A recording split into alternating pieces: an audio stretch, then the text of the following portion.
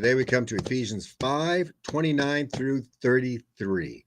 Now, yesterday we had the first half as Paul is talking about husbands, how we are to act, treat, and be there with our wives. Before that, he had spent about 3 verses talking about the wives, to the wives, how they are to act then towards their husbands. And then before all of that, it started with, and submit to one another, using Christ as the example, most especially looking at men being a Christ-like example, self-sacrificial to our loved ones. Now, he continues along as he talks about this love that a husband is to have for his wife, which is beyond just love, beyond just buying candy or something like that.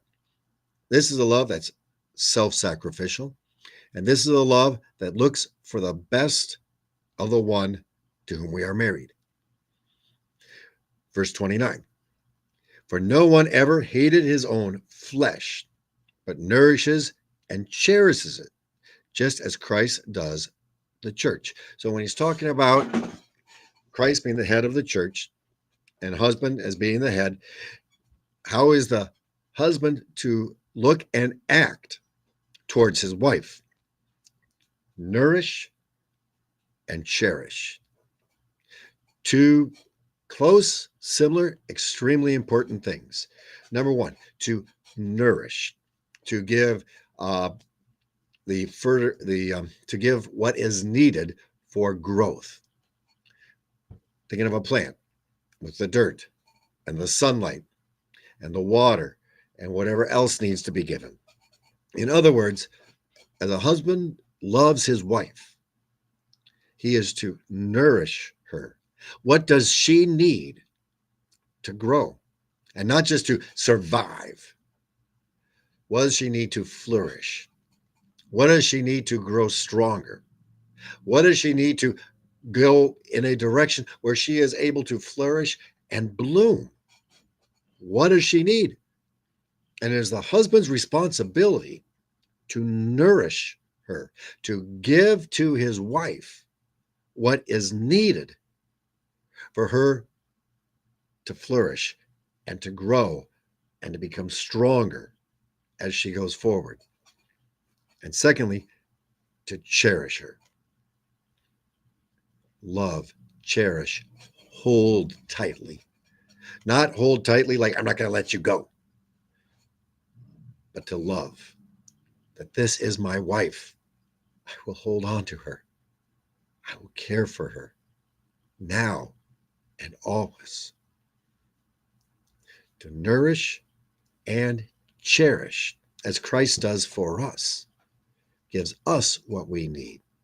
Thinking of Christ as the good shepherd, brings the sheep to the waters, to the food, protects, defends, takes care of the sheep. And when they get lost, cares so much and cherishes that sheep so much, knowing the sheep by name, to bring that sheep back into the fold. Nourish and cherish, just as Christ does his church. And we're going to notice in these verses here, Christ does his church. The husband takes his example of treating and acting and caring for his wife from Christ. How does Christ love us?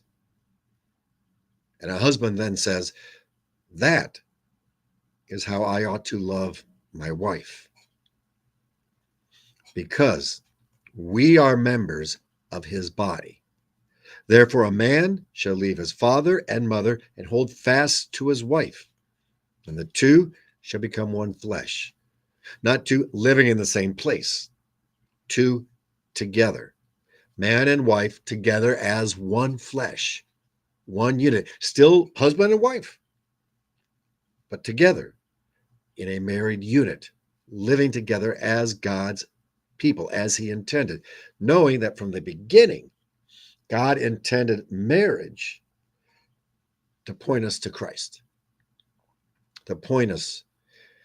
And so as a husband, how can I show Christ to the people that are around me in my marriage? This mystery that God was intentional from the beginning is profound. And I am saying it refers to Christ and the church. However, let each one of you love his wife as himself, being willing to give up all things on behalf of her.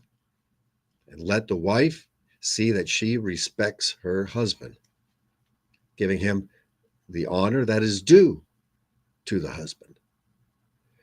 And the honor is due to the husband who is self-sacrificial, who goes forward and nourishes and cherishes his wife. In Christ's name.